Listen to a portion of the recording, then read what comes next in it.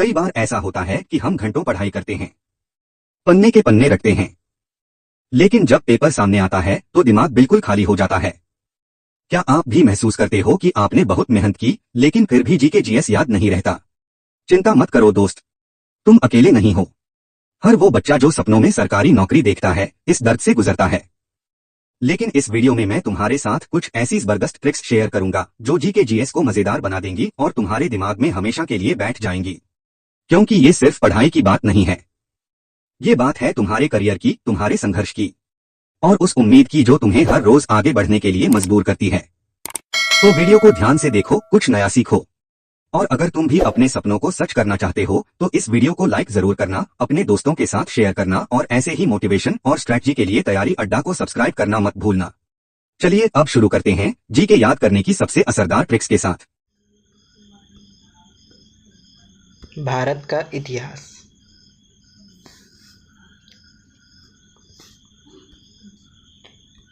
Trick है पुराना एवं विदेशी धर्म भारतीय इतिहास जानने के स्रोत। पुराना एवं विदेशी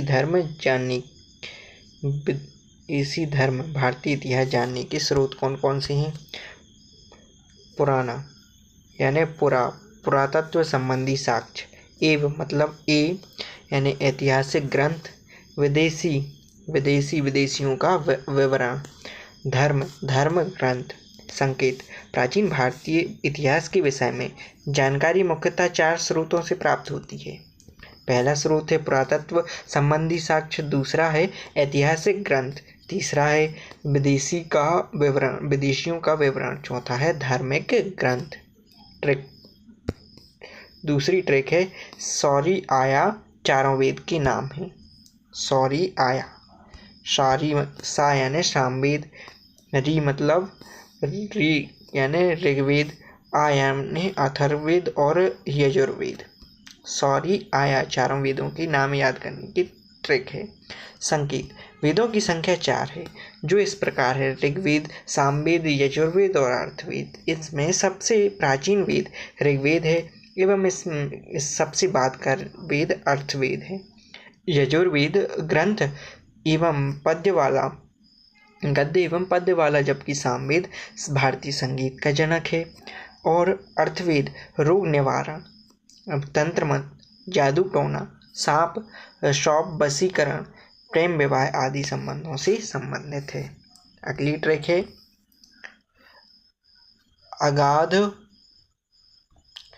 अगाध आयु चारों उपवेद के नाम है। अगाध आयु चारों उपवेदों के नाम है।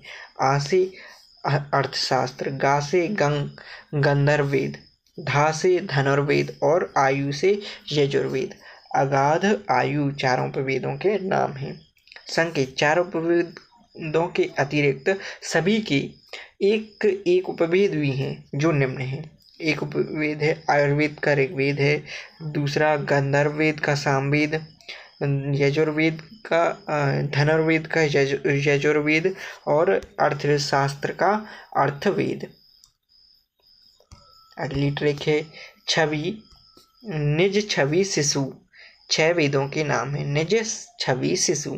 नि से निरुक्त, जा से ज्योतिष, छा से छंद, निरुक्त ज्योतिष छंद, निरुक्त ज्योतिष छंद।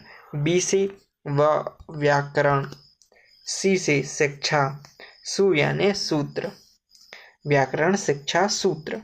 संकेत। वैदिक काल के अंत में वेदों को ठीक से समझने के लिए वेदांगों की रचना की गई जिनकी संख्या 6 है। निरुक्त ज्योति छंद, शिक्षा, व्याकरण और सूत्र। शिक्षा, व्याकरण और सूत्र। 6 वेदों को समझने के लिए वेदांगों की रचना की गई थी। अगली ट्रिक है कौवे 5-7 जैम गोते। कौवे 5-7 जैम गोते। 7 ब्राह्मण ग्रंथों के नाम। 7 ब्राह्मण तो दोस्तों, ग्रंथों के उम्मीद नाम है याद कि आज की करने ये की ट्रिक्स ट्रिक है आपको जीके जीएस याद करने में वाकई यानी में मदद करेंगी। याद रखना, पढ़ाई सिर्फ दिमाग से नहीं दिल से भी करनी पड़ती है। कौशिकी। और अगर दिल से पढ़ोगे तो कोई परीक्षा बड़ी नहीं लगेगी।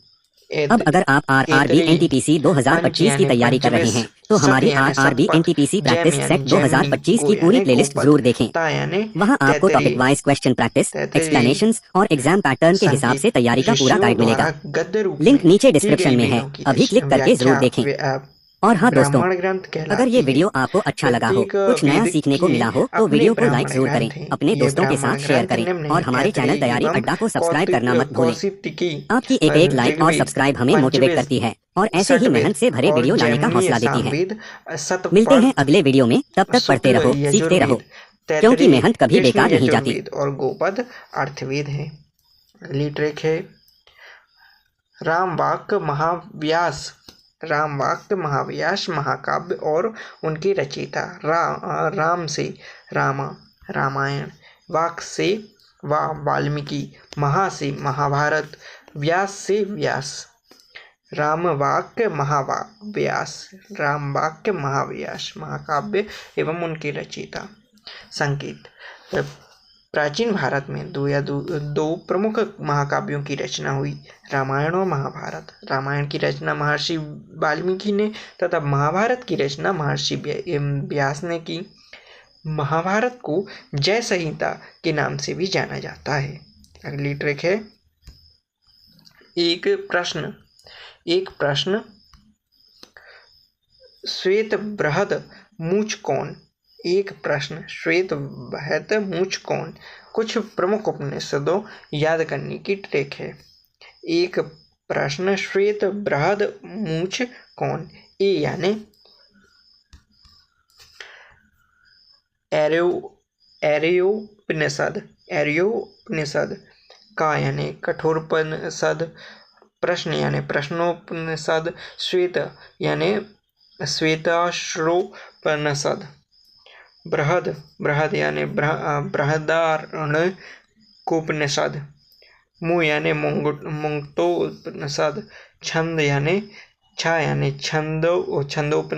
छंदोज्ञापोपनिषद, कैनो यानी कैनोपनिषद।